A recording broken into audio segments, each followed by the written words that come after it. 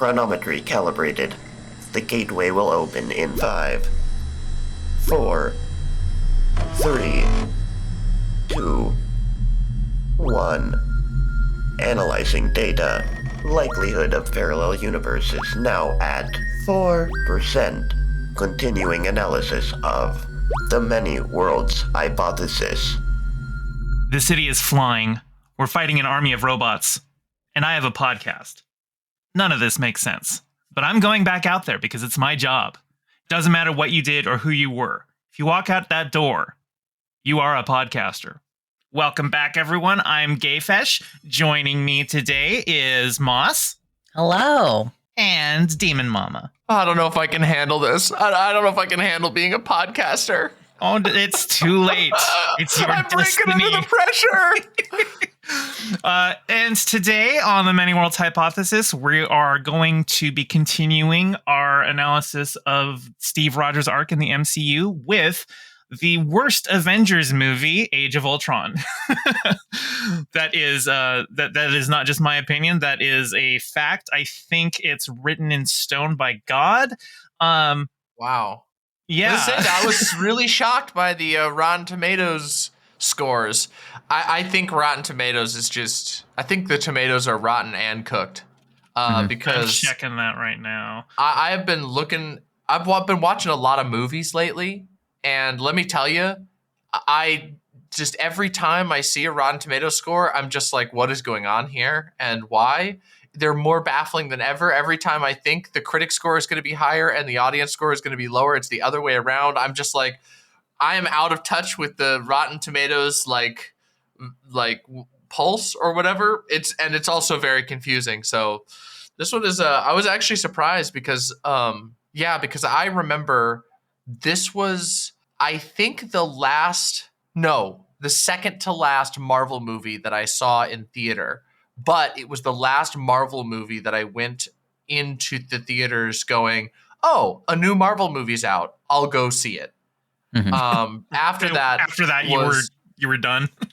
Well, yeah. I mean, after that, it was the only other one I ever saw in theaters. After that was Thor Ragnarok because a friend. Oh, well, that's of good mine, at least. Yeah, and I enjoyed that one. But my friend was like, oh, come on, you got to see Thor Ragnarok. It's Taika Waititi. You know, he's great. And I was like, oh, yeah, I do like him. So, all right, let's go see what's going on. And then I was like, oh, this is great. But after that, like after this movie, I was like, I think I'm done like with Marvel stuff. And that's where I became like I am now. You know, Taika Waititi himself, he's kind of worn out his welcome with me. You know, he did Thor 4 and nobody really liked that one. And then he did a movie called Next Goal Wins, which is about an actual international soccer team, American Samoa. And it was about the first trans athletes to compete in international soccer. And he decided to change what actually happened in real life to make the story all about how the coach is transphobic as a growth moment. So that wasn't fun. That's a little weird. That seems like a bad decision. Taking liberties I don't know. there. I've liked a lot of the stuff that he's. I know we're not talking about this, but you know, it's podcast. It's fine. We're warming up. You know, like I've liked some of the stuff that he's done. I did like Jojo Rabbit. I know some people don't like it, but I enjoyed that movie quite a lot. I thought it was great. Anyway, Ultron, right? Ultron. Yes. Yeah. Okay. Boy, oh boy, this is going to be a fun one. Yeah, let's get into it.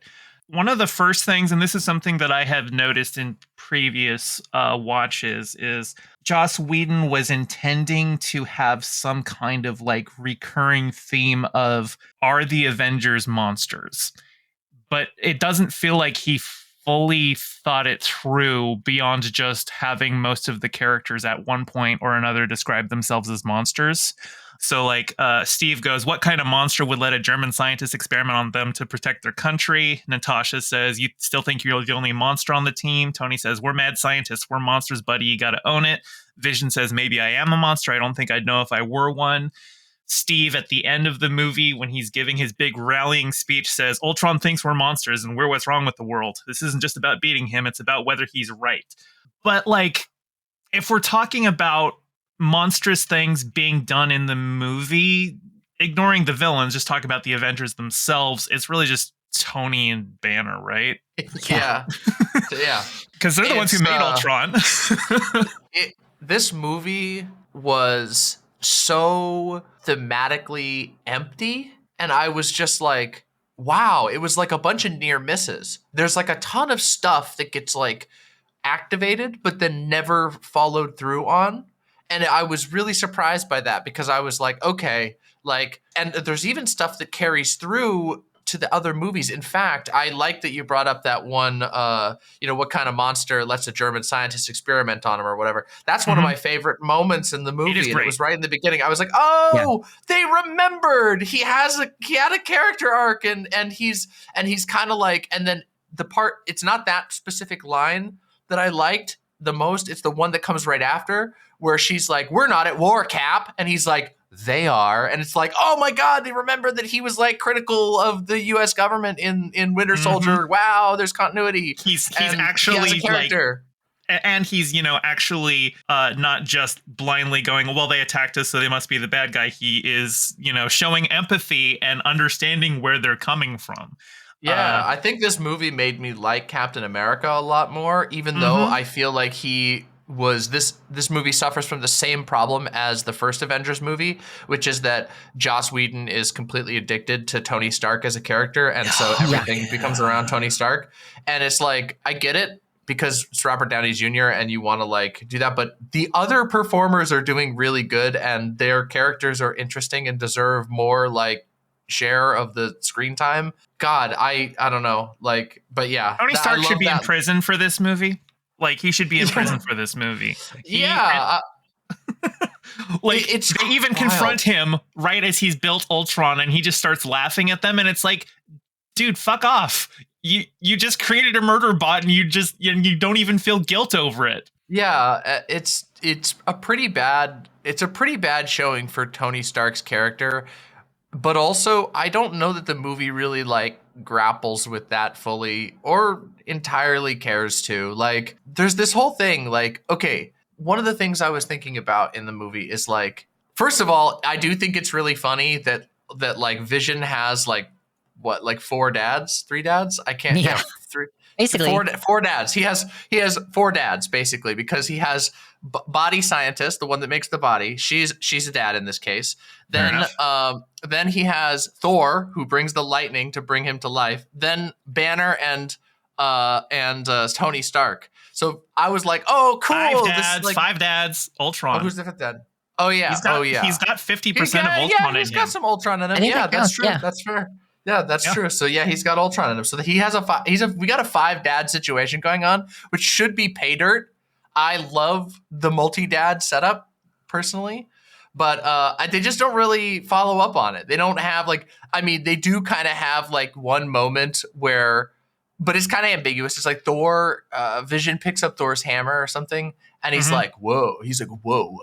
And like, it's like kind of like it should have been, that's my boy, that's my son. I brought him to life with my lightning zap. Okay, well, if we're gonna talk about, I love that scene because like you aren't sure if you can trust Vision until he's lifted the hammer, and like the sequence in the beginning, the party scene where they're all trying to lift the hammer does a great job of reestablishing the rules of the hammer, and that like even Cap can only like budget a little bit.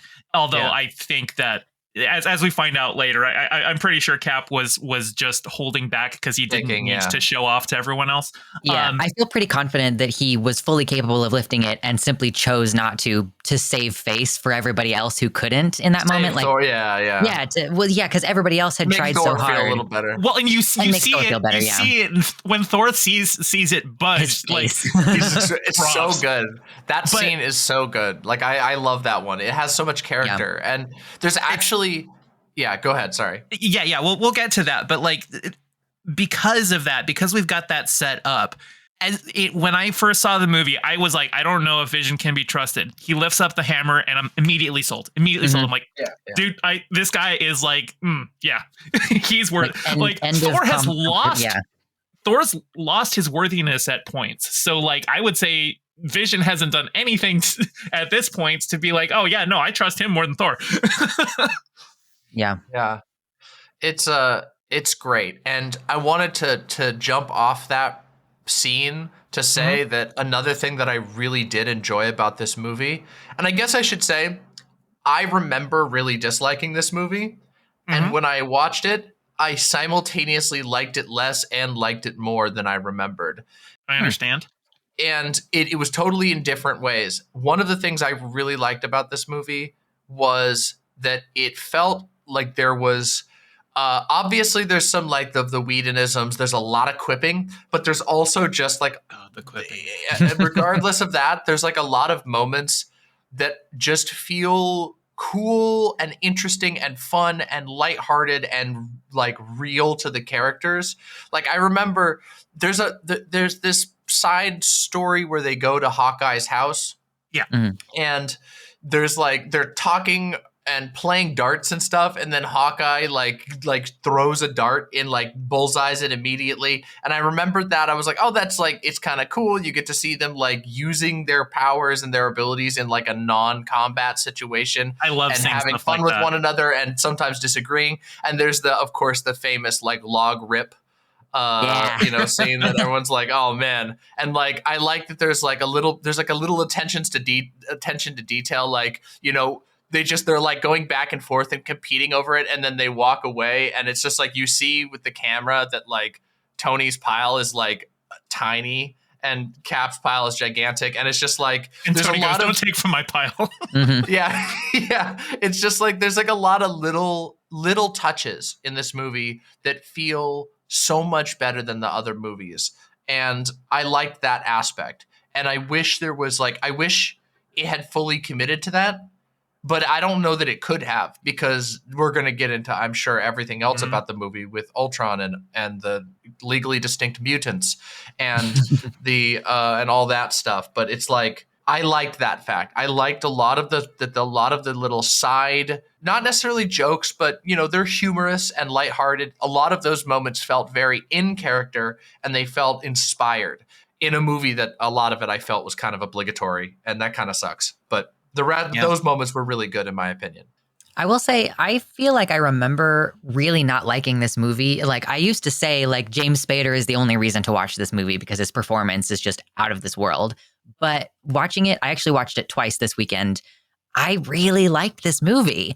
And I think that it has a lot to do with, like you were just saying, DemonMama, like the characterization. A lot of those moments felt so much more natural and organic than in previous ones. And then even with the action scenes, I find a lot of the time, like with Winter Soldier, I just get kind of bored with action scenes because I personally am of the opinion that action scenes really should serve like a broader purpose, or at least move the plot forward.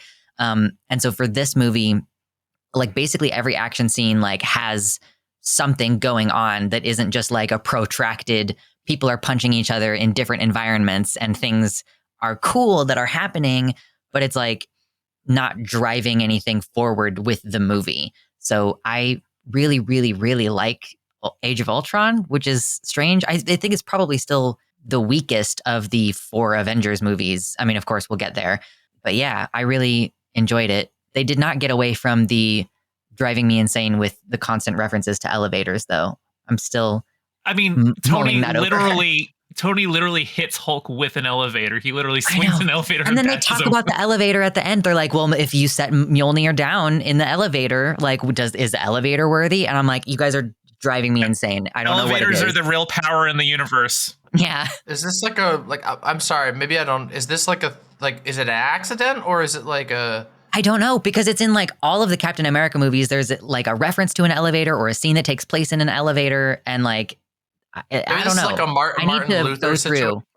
I need to go through and like do a whole thing timelining out all the mentions of elevators. And like, I don't know, it just drives me crazy. But no, I really enjoyed this film. And like, yes, James Spader's performance like really takes it out. One of my favorite behind the scenes facts about this movie is that some of the actors, especially Elizabeth Olsen, like they would have scenes together where like Ultron is speaking and he's really tall and they have the tennis ball at the top of the stick, but she was like looking at James Spader giving his performance instead of looking up at the thing. So she's just like, you know, zeroed in on Ultron's crotch. Just even the other actors were honed in. Whomst among us. Whomst. I mean, they really did do a lot of work modeling Ultron's robot ass. Yeah, that's true. And He's I geeks for yeah, days. it was kind of funny, and so I really like James Spader. I think his performance was great in a vacuum, but I do not understand it as Ultron. I don't know what he's supposed to be selling as an evil robot. Yeah. And I was just like, this guy would have been 100 times better as a human villain. I His don't motivation understand is what they're. paper thin. It Yeah, I makes think no Ultron sense. definitely falls Like, into that. Like, oh, he's just crazy. He's just doing things we don't understand. Well, the whole thing is like he has like, okay, so there's this at first, and I couldn't remember everything about this movie, so I didn't know if they brought that in. At first, I thought that he was like quippy and sarcastic as like, oh, well, like my dad is Tony Stark. Well, and and then they I do set that realized, up. Because they do set that up, like when they're in South Africa and they're having the fight on the boat. When Thor says, "Nobody has to break anything. Clearly, you've never made an omelet." And then Tony goes, "He beat me by 1 second." Because he And was going to say it. Yeah. he said the line to Claw: "Keep your friends rich and your enemies rich, and wait to see which is which."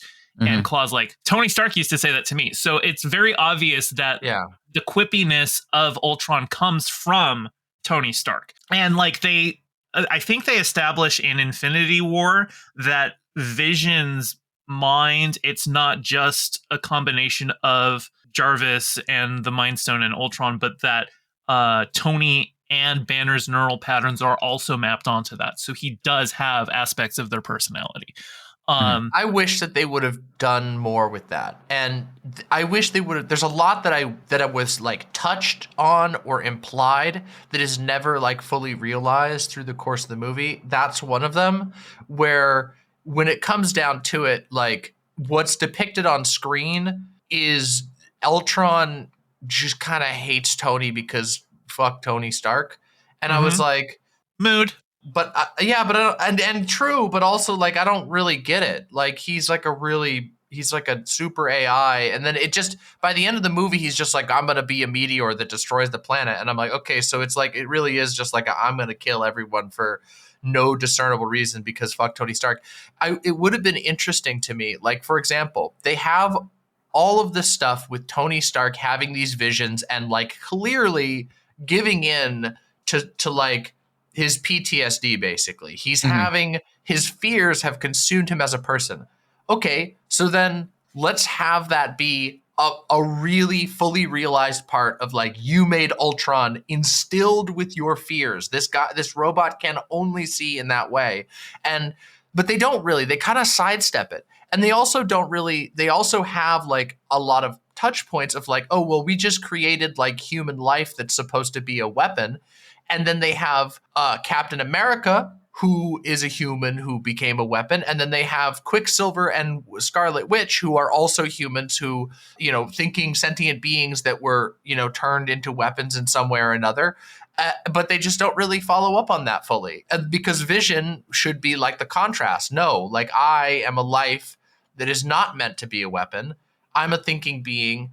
Ultron, by comparison, is somebody who was as a thinking sentient being that was forced to be a weapon, but they just kind of don't touch that. They don't really resolve it. It's kind of like there and implied, and like you can think about it if you want to, but it's not really in the actual movie itself because there's like too many other threads that the movie is chasing down, and some of them just I don't understand exactly what they were going for with it. And I wish they would have done more of that, and I wish that James Spader's performance could have just been on screen as like a human character as opposed to like an evil robot, because I do think it's diminished. I remember liking his voice performance when I originally saw it, and watching it again, I was just like, man, this is wasted.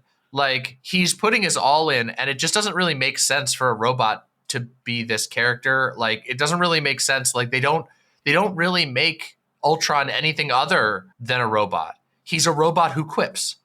And well, he's a robot who quips and who is weirdly obsessed with religion. And I think that his character is written to be basically like a teenager who is like rebellious. Like, why does he hate Tony so much? Like Scarlet Witch even says he hates you the most.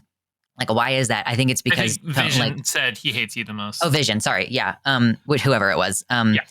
But like, I think that his character is written to be like, I'm just doing the opposite of what you want me to do because And or like, No.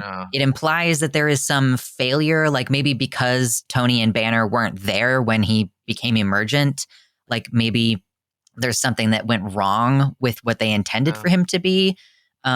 It's But just yeah, not a lot of there his, in the movie. It's like Sure. just like maybe you could like I agree that there you could could be post something hoc there. say that that's the Yeah, reason. there's like 8 reasons. There's 8 ways that it could have gone. It could be, oh hey, you made life and you're not responsible for it. You weren't even there for my birth. That could be one. It could be, hey, you made life and you made me be a weapon and I'm resentful of that. I'll show you what it means to be a weapon. But there isn't any of those. He just kind of is evil. And then there's all of this other time that's like set to building up the rest of this is the problem that I have so much. I said this in another one with the Marvel movies, is that so much of them, they're so tied into their being a part of a cinematic universe Mhm. that it feels like they don't have time to just be a good movie. Well, They're and like, oh well, you can really see that in this one too. Like, going into the behind the scenes of everything like that. Like, this is the Joss Whedon did not have a good time on this movie, and like this is the reason I that he believe didn't come that. back for any other Avengers movies, is because like you can really see the studio interference going on, like the whole Thor's vision in the pool or whatever. Like That's super what unexplained and weird. it has Yeah, where did that come nothing to from? do with anything else going on except to set up Infinity War. And okay. which at that point they didn't really know where they were going with it, right? Like they hadn't written anything. It's just, oh well, we'll tease, here's the 4 Infinity Stones that we've already shown on screen. We'll show that in the vision. But then like I think also like he had to fight for the whole farm sequence to even be in the film, because it does take up Wow. a big chunk of the film, and It I think does, it's like yeah. one of the most important parts of the film. But the studio's Yeah. like, oh, this is taking up time that we could use to set up other movies, and it's like, well, Okay, that totally makes sense. This morning, I was talking to my partner who watched the movie with me about it, and I was saying, I said I have no idea what went on in the background of this, but I can't believe I'm going to be so charitable to Joss Whedon here, but I really feel like it felt just on an intuitive level to me that there was like there was interference on a studio thing, because I kept feeling like, wow, like this movie felt like an improvement, like a direct improvement from Avengers. Like Joss Whedon was just like, oh, I'm actually improved as far as understanding these characters, this universe, and what I'm doing here, and made an improvement on. But then there was so much stuff. Like another example of this is like the Quicksilver and Scarlet Witch thing, which I'm like, why is this even in the movie? I don't fully understand their logic there, especially when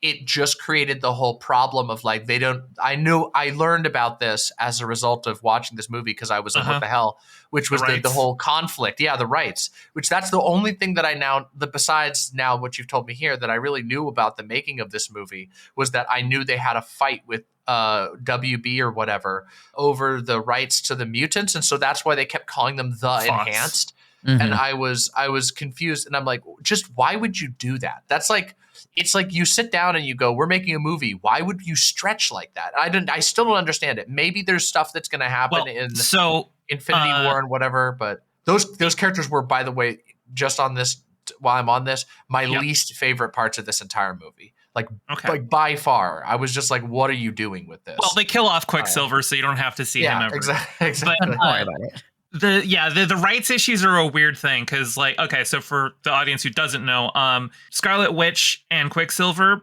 are mutants in the comics, and Fox owns the film rights to the X-Men. Now that Disney's bought Fox, it's no longer an issue, and the MCU has already started to try and bring in mutants and stuff like that. But back then, there was like a complicated issue with specifically those two characters, because they were mutants, but they had also been on the Avengers, which meant that technically both studios had a right to the characters, but they couldn't call them mutants. And it also made an interesting thing, because I think Days of Future Past was the one that had their version of Quicksilver. And so we had Quicksilver in like 2 movies, and I think they came out either the same year or within a year of each other. So that was interesting, that you had 2 Quicksilvers on screen in theaters around the same time. now that's all been worked out because Disney is just buying every other company on the earth. But Yeah. it's a little weird. But that's like the difference between making art versus making a product. And like that's like the tension in so many different industries, and particularly in the film industry, is like, are we trying to make a good movie that's like it's like, can we get more Hayao Miyazakis in the world who are just like, I don't think about the audience. I don't care about the audience. They are not a factor in my decisions, versus like these corporations like, stepping in to be like, well, the fans won't like this, so this is going to cause outrage, or like, oh, we actually want to generate outrage because that'll get us clicks, just like that tension between like, can we just tell a story, or do we need to seed future movies? Yeah. For this one, I really don't, and maybe there is something I'm missing, but because there's a bunch of these I haven't seen, but I don't understand from either perspective, from an art or a business perspective, why you would go, yeah, we gotta have these extremely underbaked like characters in this movie. Like, why don't you just go, we're not gonna do it in this one. We'll do Scarlet Witch, and like, why? I don't know. It's one they thing. Don't even do anything with the characters. For Scarlet Witch, like, she has a pretty big arc in the MCU after this movie.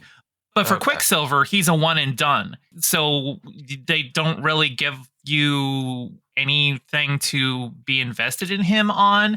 And like, I understand killing off an Avenger in the movie raises the stakes a little, right? But how about killing off one of the Avengers we already have an emotional attachments to? And it's really weird because the entire movie has been setting you up to think that Hawkeye's going to die because they've given him all of the death flags. Yeah. It's like, oh, he's got a pregnant wife at home, and she's worried about, what will happen to the team. She's worried that, they need Hawkeye, and that scares her a little bit. Like, all of this stuff, and like, he's talking about what he's gonna do when he gets home, what new home improvement project. Like, so it's there, and I like Hawkeye mostly because of this movie, honestly. But like, I feel like it would have. This movie gives him a lot. They also dunk on him a lot. They do, but it's mostly like, fun ribbing, like, and like from Black Widow, who's like his bestie. Yeah. She can say, yeah, pretending to me this guy really keeps the team together. But it would have made more sense to kill off Hawkeye because he's an established character already, and they do a lot to make you really like him. Versus Quicksilver, where it's like, oh, okay, I guess I don't have to care about that guy because he's not going to be in future movies. But with Hawkeye, there's that, built-in thing of like, okay, oh, we're actually seeing more about him. Oh, like he's kind of one of the main Avengers in this movie. Yeah. And it would have had more an impact.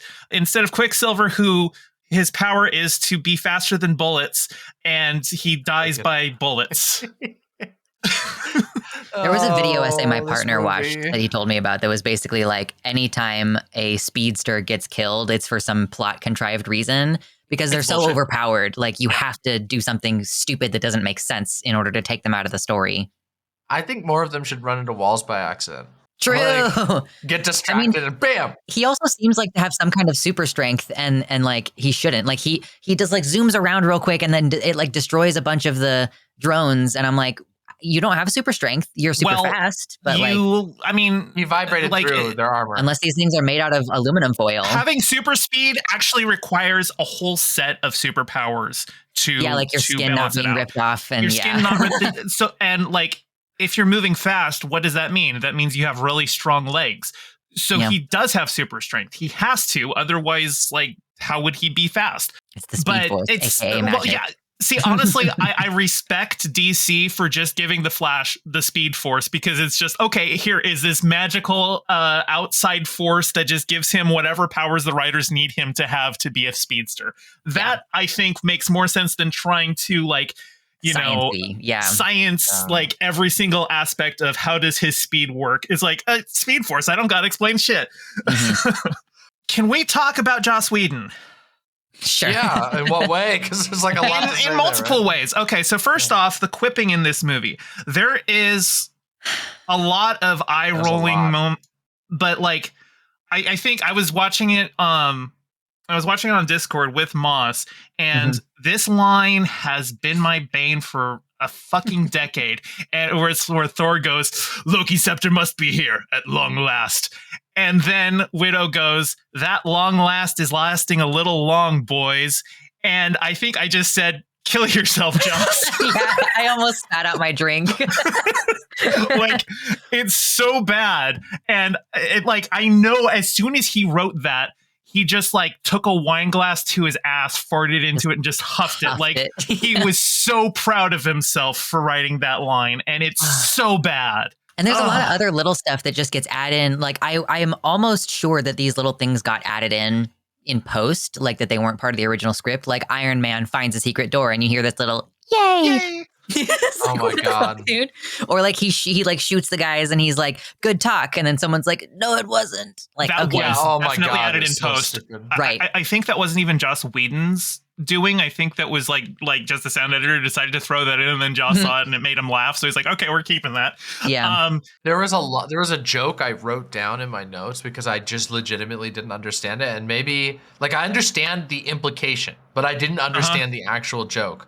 And it's like, there's two guys talking, and then the lady from How I Met Your Mother, I forgot her character's Maria name. Hill. I was about to say Robin, which is her How I Met Your Mother character name. Robin. But she's like, testosterone. And I was like, yeah. And then they both just like kind of look at her. It was and Tony I was like, and what? Thor talking about how their partners are better.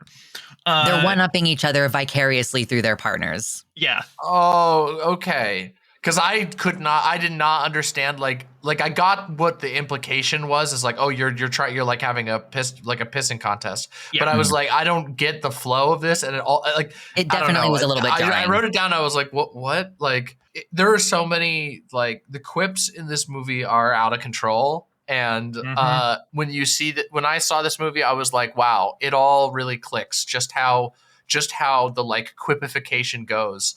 And like I said, it all roads from this moment. It was our They Fly Now was destined from this very moment. Like, we knew there was no other future. We were locked in at that moment. There's at the drop of Age of Ultron. There's a bit in Deadpool and Wolverine where Deadpool is talking about Wolverine, who's like lying on the floor, and then Wolverine stands up, and then Deadpool goes, he's standing right behind me, isn't he? And then he turns to Wolverine and goes, well, welcome to the MCU. And I was just like, you might as fucking well. People have been making that joke for long enough. He's staying right. Well, that just happened. Which like they also do that because you have Vision taking out some of the Ultron bots and he phases his hands through one to rip it apart. And then War Machine just goes out and goes, okay, what? Yeah. Which is like, oh man, the War Machine like cut-ins were so dumb. They were so dumb. Well, they wanted to give him a little more to do, but also like, Vision, I don't know if you know this, but one of his powers is that he can phase through things. Mm-hmm.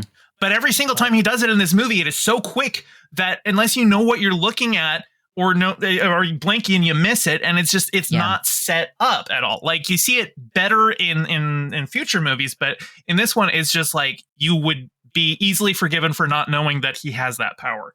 I kind of feel like it matches the pacing that this movie is establishing, because at that point we are in the third act.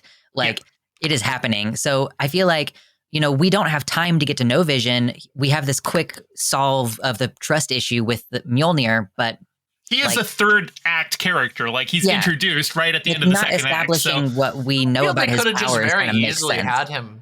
They could have just had him float through a wall, right? Because it's cool to know what the characters can do. Like, there's multiple parts where they're like, I mean, they have like Hawkeye and Scarlet Witch like crouching behind a walls while bullets are hitting, and they're like, you walk out there, you do your job, you got to do your job, get a job. Put his head through the wall, like, hey, what are you guys doing? Like, I know where to do it. I know where to do it. It's in his opening scene where, like, he comes out of his cradle, he goes and attacks Thor, Thor throws him, and he flies toward the window and stops himself before the window. Instead of that, have him just fly through the window, phase through, and fly back in. And then fly back in, to 1 second, and you communicate. You probably have a better reflection on the outside of the building. Yeah. This guy can dissolve through stuff. Yeah, there it is. That would be so cool. There's a lot of stuff like that like just gets missed. I don't know. Like, this movie it was such a mess. I want to see like an extended cut of this movie to see if there are deleted scenes that would have made There are this deleted scenes. Actually, there was an MCU chronology edit that I was watching where basically somebody took all of the scenes from the MCU and was editing it into chronological order stuff and also adding in deleted scenes. And it's basically like more of a TV show than a movie at that point because of, it has to be split up into several parts because however many movies are. And they added a lot of those. So like there's a more extended scene of Thor in the Waters of Sight or whatever they're called, where he like gets possessed by some like ancient entity that speaks to Selvig or something like that. It's weird.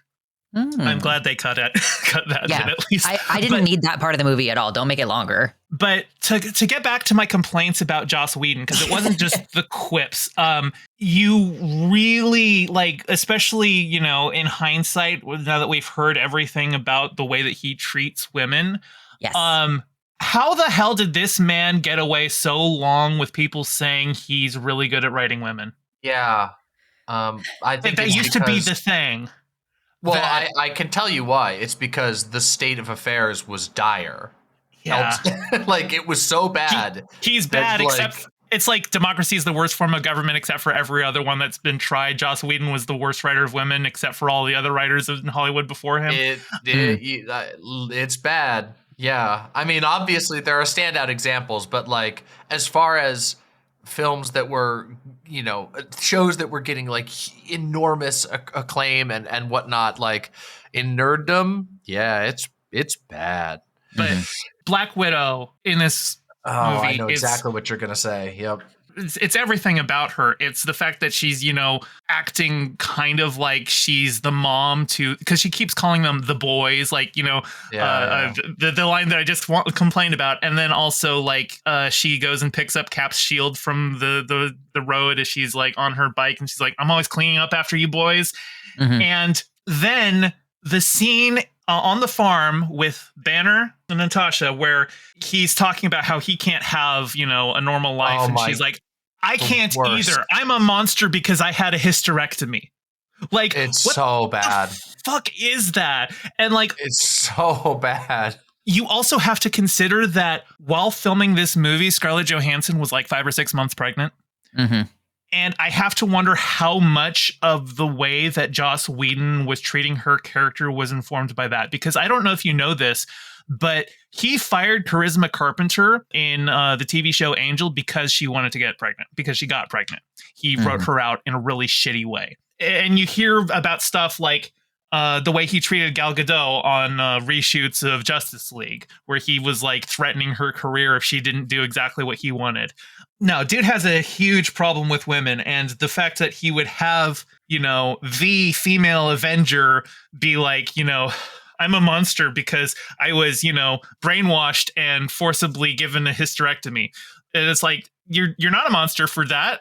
There was people who were monsters for putting you through that, but also like a hysterectomy in and of itself is a neutral act. Why are you talking about yourself like you're a monster? Why are you talking about yourself like, as a woman, the only way that something could be more important to you than the mission you've been brainwashed into is if you give birth? It's like Joss was like, look, women are just like men, except that they can give birth. So if I'm going to write a fully realized character, I have to focus entirely on the thing that women are that I am not.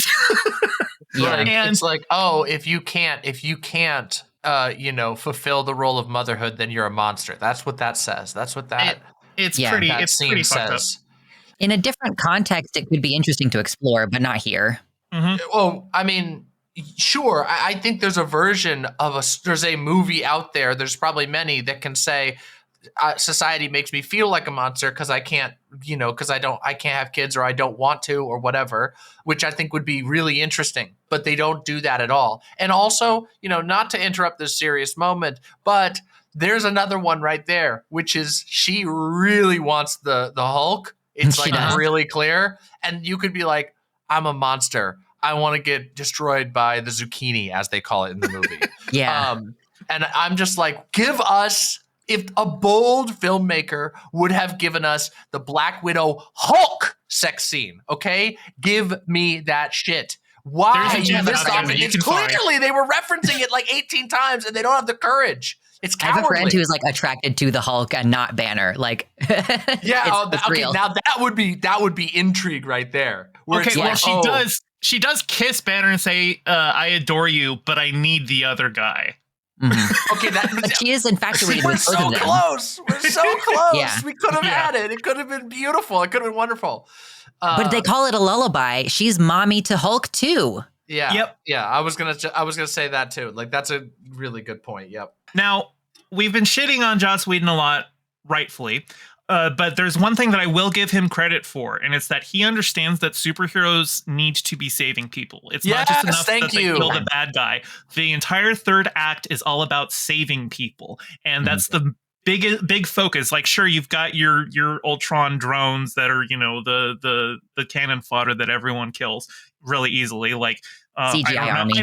I don't know why Hawkeye is able to easily kill robots, but he doesn't either. So, at least that's interesting. They're made out of aluminum foil. That's the only thing I can conclude. It's gotta be. Look, he manufactured a lot of them. He was probably out of higher quality materials, and he's like, look, those are the drones. I've got the vibranium body myself. These guys, whatever. I can just print more. And like, set up a 3D printer. As much of a mess as Justice League was, Joss Whedon's version of Justice League, the theatrical version, before Zack Snyder got to do his 4-hour cut. As much of a mess as that is, there's one thing that he did in reshoots that, while it feels clunky and like it was very obviously added in reshoots, but it was making sure that in the third act, they had people to save. Yeah. Which is totally like the DC universe is like really, really bad at that historically. Zack Snyder doesn't care about saving people. He wants the good guy to kill the bad guy. That's epic, like heroic tale. This movie was really good about the saving people all the way through, and I remember that. I remember liking that. I think I brought it up in my other movie, in the Avengers one, where I said I remembered about Age of Ultron. That was something I liked, and it still holds true in this one. There's like a lot of attention given to it, and it's given a place in the movie that I think is like cool and respectable and makes you feel, oh my God, these guys are superheroes. Like, that's cool. And I really like that as well. Yeah, that's a definite point for this movie, for sure. Can we talk about Cap's mini arc in this movie? Because I felt like it doesn't really gel with the way that he's written in pretty much any other of the movies. Obviously, in the first Avengers, he doesn't really have much of a character, but whatever. But it's like, because the vision that he's given is of, a bunch of soldiers and dancing, but they're also, like all bloodied and stuff from the war. But he sees Peggy, who says, the war's over, we can go home. The conclusion that he comes to is like, the guy who wanted family stability went on the ice 75 years ago. I think somebody else came out, and I'm happy with who I am. I'm a soldier. I'm at home now. But that's, especially once we get to Endgame, that's very obviously not the conclusion that he takes. And so it feels like this is like a character detour for him, because it's really the accepting that he is a soldier thing. Like, I can understand writing Cap accepting, okay, yeah, no, this is who I am. But he very obviously, in his character arc later, wants more for himself than that. But it's like a process. I mean, I guess I just don't think there's enough room. Yeah. There's not enough room to really flesh him out. I mean, we're like this the point of the series that we're doing with this podcast right now is looking at Captain America, and it's like he starts out as a young guy, he doesn't have anything really going for him. So his entire identity is basically just like, I want to be a soldier because I feel like I want to be of use to someone. And then he meets Peggy and falls in love with her, and that sort of complicates his sort of single-minded intensity that he has toward just like, I want to serve, I want to help people. And then, coming out of the ice after basically being like, I'm going to die for my cause and give up that woman that I want, that life that I want. And then for him to come, like, wake up and be like, okay, well, the woman that I want is not dead, but has dementia. And like coming to grips with like, okay, I thought that I wanted this, but the person I wanted it with is gone. Maybe I'll try to date a little bit. That deleted scene from the first Avengers movie where he's going on dates and stuff. And he says, like, it's not my first kiss since the 20s or whatever. So I kind of see it as just like he's on a journey of not knowing what he wants, because all of these things happened to him when he was a very young man in the first place. And now he's still functionally a very young man, except that like now he's removed in time from the environment he had growing up. So yeah, I guess it's like I had that taste of family, but it was taken away from me. And so now I'm just kind of accepting that I'm going to be a soldier and that I will not find fulfillment in family. And then later on ends up kind of coming back to that, like, oh, this is an option for me, so I'm going to claim it. But I also think that Joss Whedon does not understand him as a character most of the time. Like, I'm surprised that there are so many good Cap moments in this. Like what kind of monster would let a German guy experiment on him? Like, those things I was actually surprised by, because Joss has a tendency to write Cap in this way where you have the running joke of like, language, naughty, naughty. Like, I just don't think that he gets him very much. There was something that I noticed with the whole language arc, because every time I have seen this movie until this last time, when Cap throws his motorcycle at the Humvee and explodes, and he goes, "It just slipped out." I thought he was saying, "Oh, I didn't mean to throw my motorcycle at them. It just slipped out." But no, he was actually referring to, when he said language, that just slipped out. And that's why he's like, that's not going away anytime soon. It just slipped out. I didn't actually. Oh, I thought he sweared and I missed it. He does later in the movie. He does. He's like, says, "Fury, you son of a bitch." And Fury goes, "Oh, Cap, you kiss your mother with that mouth?" So yeah, no, they do it later. And yeah, like, Cap swears, not a lot, but he does swear. So I think this is one of the stupidest things about his character. He is a soldier. They cuss, they tell dirty jokes, like, even in the 20s. I just think that part of his character is so outrageously stupid.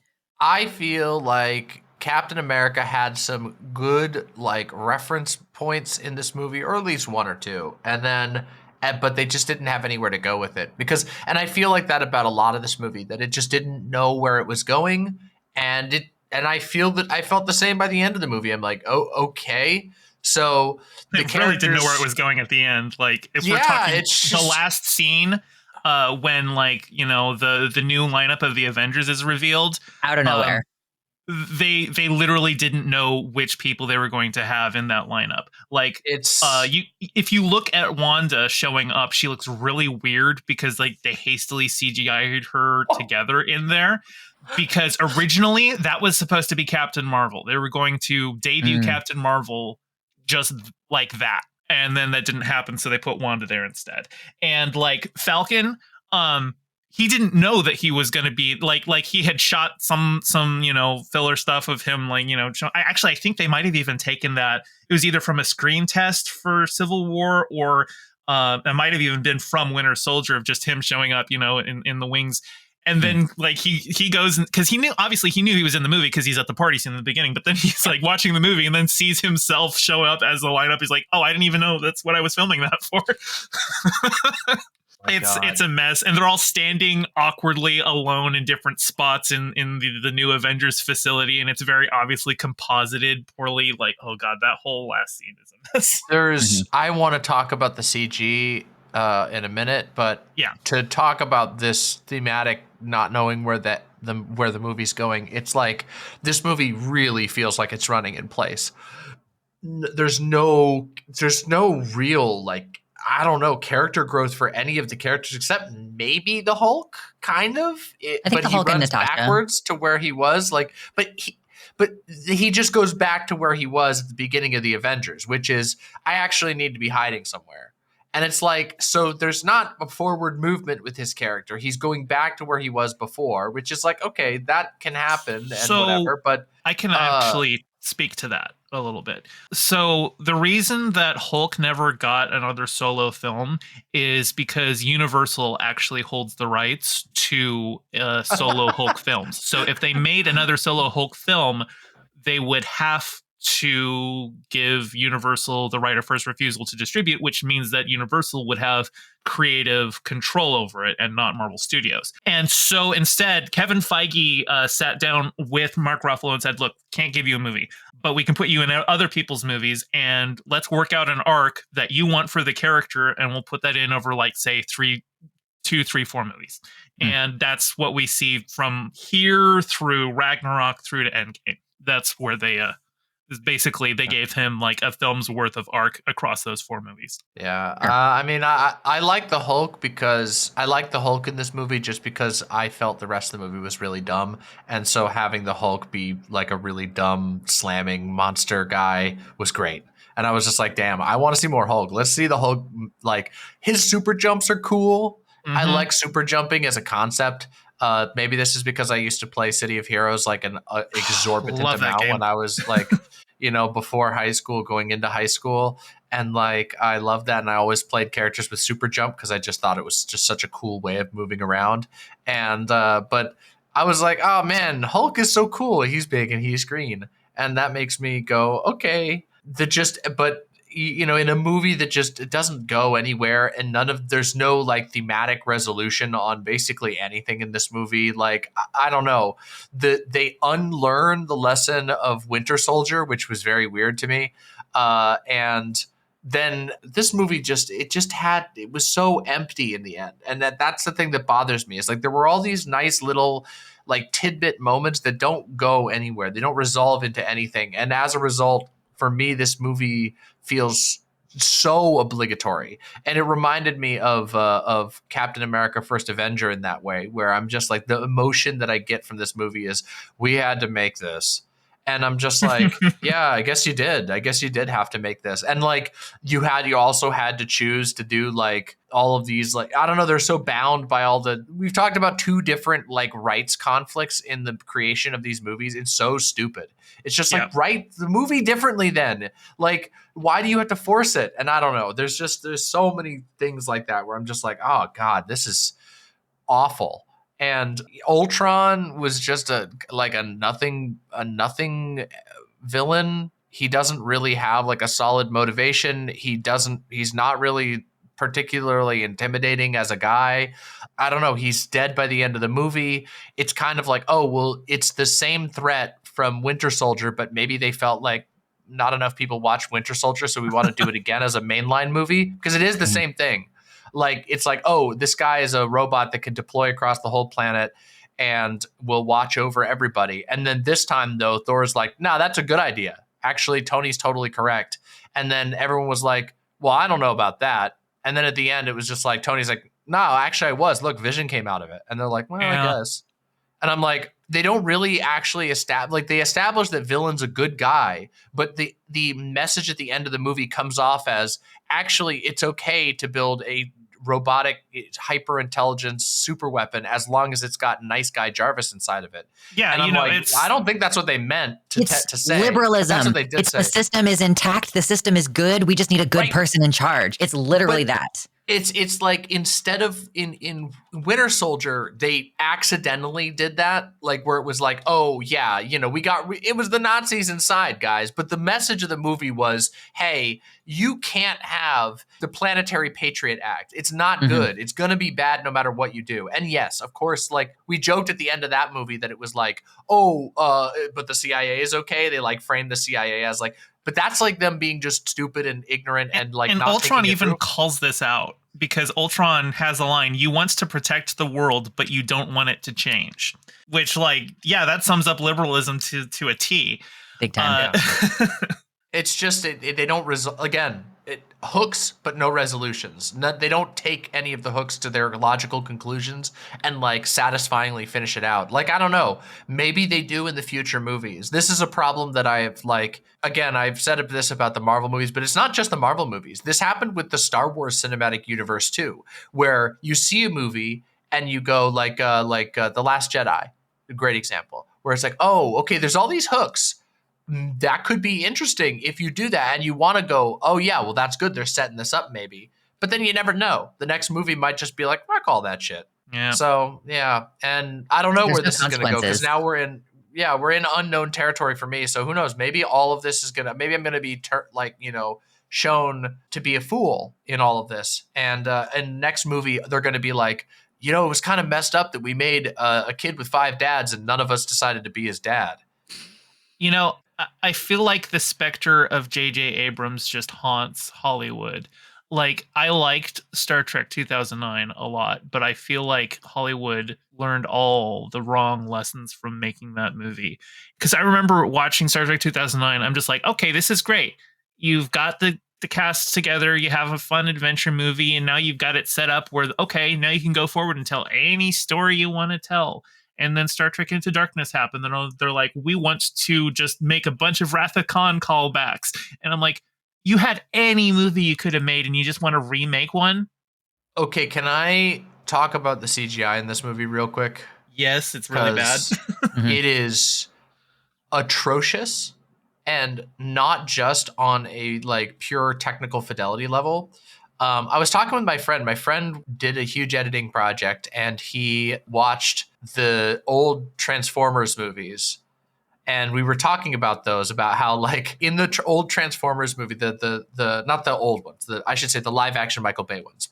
So the live action Michael Bay ones, there is no problem with fidelity in the special effects. There is a problem of noisiness, and there's a problem of overuse, you can argue. Shards of metal punching each other. You can't tell what's going on.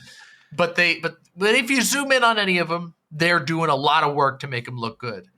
This movie does not have that. This movie has no fidelity, and the effect, there's this, oh my God, there's just so many just horrible looking special effects in this movie that are just like, they used so much of them, and they're not like overly noisy like the Transformers films. They're just like, too much attention is given to them on screen for them to ever look good. Well, it's not just that. It's like these movies are like on a factory line, and they just don't give the VFX teams, like I we can talk about how bad the Marvel I'm not trying movies to rag look, on the artists. but yeah, it's not the VFX teams. It's the producers who are just on such a time crunch scale, and like they buy up time for most of the VFX houses when they're in making one of their movies, and like they don't give them enough time to get things done, and so effects look bad. Like in the opening sequence where you have Thor taking out that tower and ripping up like a piece of the tower and beating us people up with it, and like the piece of the tower that he's ripped off and is beating people up with, it looks so fake. It has no weight to it, and like all the characters are like moving around in that first scene like they're made out of rubber. Yep. And it's terrible. And I'm not trying to say that like, oh, the VFX artists did like a bad job or whatever. I mean, maybe that's true. Maybe it's not. Who knows? I know that a lot of these movies are made under insane crunch, but I don't know any of the specifics. What I do know is that when somebody looked at this movie, somebody wrote this movie and said, we need VFX here, and here. And then they looked at it and they said, actually, let's have more of this on the screen. And let's not spend time talking between characters. We need more CGI. And it was an incredible amount. And then there's also just like decisions that are like directorial or design decisions that are just very foolish in my mind. For example, beginning of the movie are the purple robot Chitaris. I know they're technically bugs. They look like robots. At the end of the movie, you have reddish robot that look almost identical to the Chitauri. You start the movie fighting Chitauri. They say, Chitauri are gone, guys. Then guys who look exactly like the Chitauri start crawling they literally do the same motions. They're crawling up the walls like bugs. I was like, what are they doing? Like, why would you ever make that decision? Why would you ever go, yes, we're going to open the movie with them fighting Chitauri, and then they're going to fight robots that look almost exactly the same at the end of it's just like, just why would you do that? I mean, I think that this is a problem with the Avengers in general. Like the Ryan George videos where he does the pitch meetings. Like, I love those. At the end of every Avengers movie, there's a giant CGI army that they have to fight. It's what they do in Avengers movies, and it gets really tired really fast. It's absurd. There was also a effect in this movie that made me laugh out loud, almost to tears, which was Scarlet Witch showing off her powers for the first time by fast forward walking backwards into a doorway. She's a mid-2000s ghost in a horror trailer. Yeah, it made me think of the Little Rascals movie. In the Little Rascals movie, I don't know if you've ever seen that. For some reason, my siblings loved that movie. And they use the fast forward effects all the time in that to like make the kids like run fast to a location where they're like, get to the next thing. And like, I always think of that movie. I know it's a random cut, but it's like, I always think of that movie as a movie that like just has so much of this fast forwarding effect. And I could not believe that it showed up in this movie. Like we're speeding up the tape, just fast forward it and put it backwards. So she goes, woo, woo, woo. And it was just, I cracked up laughing. I don't know why they would choose to keep that in willingly. It's just so bad. It looks so stupid. And it's also the introduction for the character. Oh my God. It's because, she's like kind of got horror based powers, right? She's giving everyone nightmares. And I don't know. They also kind of wanted to be vague on how her powers worked to give room to do whatever, they want to do with her, which kind of just keeps going forward, they're always pretty vague on what her power set is, other than, seems to be fairly, unlimited based on what the creators want, which is like pretty accurate. I mean, like in the comics, she literally rewrites reality. She almost seems like her powers are ones that you would have if the reality stone had been used to create superhumans, as opposed to the mind stone being used. Because those are the and same they do color scheme and establish everything. later that like they establish in WandaVision that she actually already had some of those powers and the Mind Stone just amplified them. That the reason she and Pietro didn't die is because her powers had stopped the bomb from going off. Okay. Instinctively. So yeah, like she's, obviously, and because I think they had bought Fox at that point. They had bought Fox at that point, so they could already do the mutant stuff. So I think maybe they were just like trying to see it as like, oh yeah, no, she's already a witch, she's already a mutant, and then the Mind Stone just makes her more powerful. They really didn't think through the decision to have those characters talk with a fake accent either. That was and we're gonna see, like, she's gonna lose that accent really fucking quick. It's so funny. We are over an hour now, so let's get things wrapped up here with some final thoughts. So Moss, what do you got? I guess there's like a couple of things that I didn't have an opportunity to insert in the conversation. It was just as a point of amusement, Thor has this like shot glass flask of some mysterious aged liquid. And I want to know if it could get Captain America drunk. It doesn't address it. We have our little Stan Lee cameo, but I want to know if that could. True. Yeah, I bet it could. He's like, gives it's him not a meant buzz. for mortal men. I'm only sharing it with Captain America. And also not to be super woke or anything, but there is a little bit of homophobia in this movie. There is like, I thought you and Tony were still gazing into each other's eyes. And then there's like a quip that Tony Stark makes at Don Cheadle where he's like, well, if we make it through this, I'll hold your own. You had to make it weird. Like it's not like explicitly homophobic, but it's a little tiny bit homophobic. But yeah, no, overall, obviously I don't think that this movie has like a lot to say, and it's weird. It's like, where does the religious stuff from Ultron even come from? It seems like he has like some kind of earnest belief in God, which is also weird because Tony Stark is like an atheist. But yeah, a lot of things about this movie could have been fleshed out better. I think it felt a lot like the Avengers 2012 in this way that it's like, it's just a bunch of disparate moments that individually are pretty good. But like as a whole, I'm not sure that it's really coming together to say much or to move any of these plot lines forward. So, or if it's just basically like, yeah, let's just throw these characters together and kind of have fun with the dynamics between them and have them team up to beat a bad guy. But it doesn't really say anything. I enjoyed it a lot. But yeah, I'm like, it's not like a great movie. It's not one that I would go, oh yeah, let me make a video essay about the themes of this movie, as opposed to some other ones that we've talked about so far. So it's kind of my final thoughts on it. All right. Before I do DemonMama's final thoughts, I just remembered one more thing that I want to make a point on. And that's that it seems like Ultron has a soft spot for Wanda, because there are multiple times where he seems to speak to her with genuine affection. Like when she decides to turn on him and like she confronts him in the train and he's like, please don't do this. Like a genuine pleading, like feeling for her, like, and then at the end when, she's there with him while while Sokovia is about to explode and he's like, Wanda, if you stay here, you'll die. Like he genuinely cares. And I wondered where that came from. I wondered if it was like, maybe it was a thing where he saw such power in her that he was a little afraid of her. I don't know. But I think it's because he also feels like he was wounded by Tony Stark, and that's something that they share. That could be. He does say, he's like, I wondered why only you two survived Strucker's experiments. Now I don't. Because he like respects her for that. Were harmed by Tony. Mm-hmm. Okay. Anyway, DemonMama, final thoughts.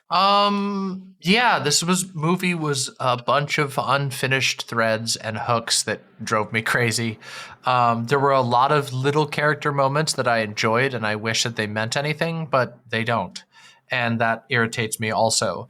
Even in what you were just saying there, like there is an avenue for an interesting relationship between Ultron and Scarlet Witch. They like put it on, there's hooks for it, and then it just doesn't resolve. It's like they even have a part where part of the motivation for Scarlet Witch and Quicksilver, they're like, oh, you know, we hate Tony Stark, but we're not okay with like signing on for basically genocide.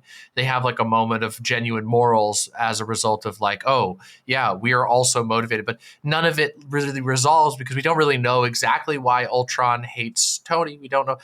The whole movie, it just feels like a bunch of different threads going out, and they're like, we don't know where any of this is going, so put out as many as you can and we'll pull on the ones that we feel like it in the future. And the result is a movie that feels like a total waste of time. And I don't know. Yeah, I guess that's my final thoughts on Age of Ultron. A total waste of time. Yeah, it had some moments. I don't want to be too harsh on it. Like the truth is, like there are. I mean, yeah, then that's my harshest, is to say that. I mean, there are things in it that I enjoyed, but the movie as a whole, I walk away going, I don't know what I'm supposed to pull away from this.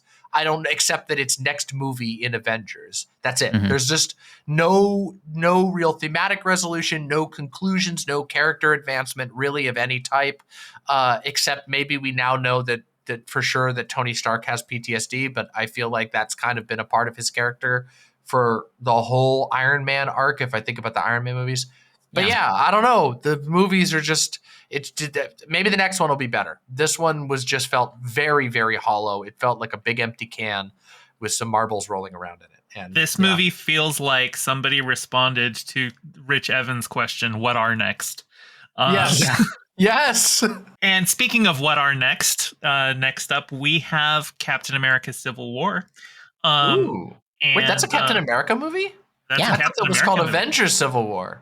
No, it's Captain America Civil War. Oh. So we'll be doing that one. Which should be fun. But for now, I have been Gayfesh. I'm Moss. And I'm DemonMama. And we'll see you next time. Bye. See you soon. Bye.